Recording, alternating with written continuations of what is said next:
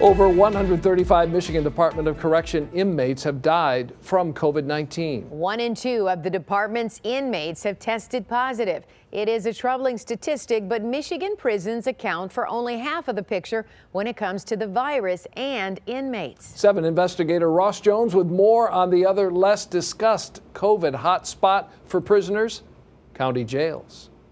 I didn't want someone to get COVID and become very seriously ill and die because they were too poor to be able to post whatever nominal bond there was. Since the pandemic began, Wayne County Chief Judge Timothy Kenny has been working to stop the spread of COVID-19.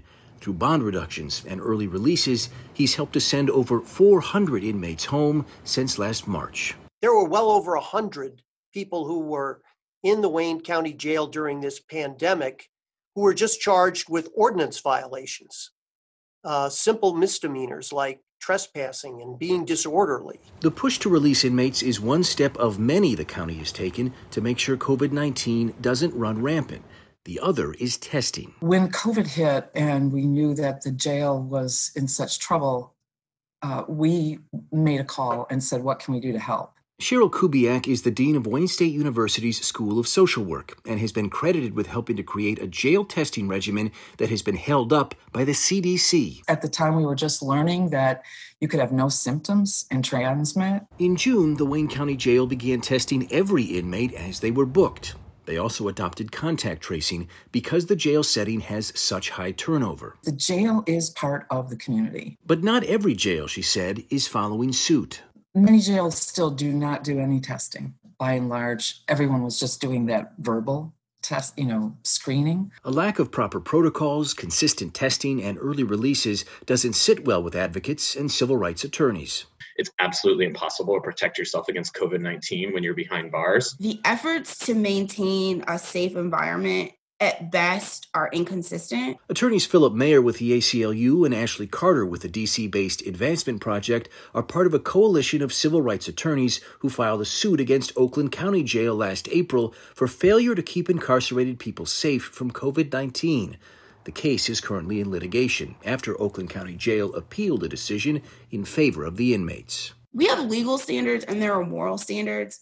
And I think that most people would not think that the way we're treating incarcerated people in general, but particularly during a pandemic, doesn't meet a moral standard. Oakland County Undersheriff Mike McCabe maintains they are taking care of their inmates. In an email to 7 Action News, he said the jail currently only has 1 positive case.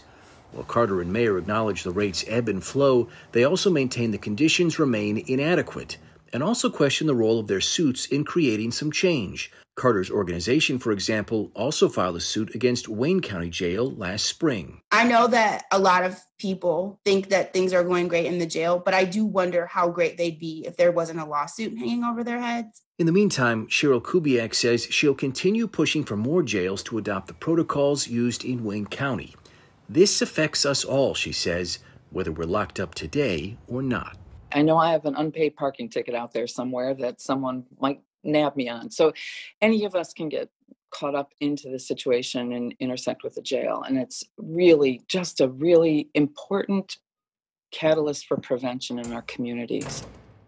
Litigation over Wayne and Oakland County's jails continues tonight. For more information, head to our website at WXYZ.com.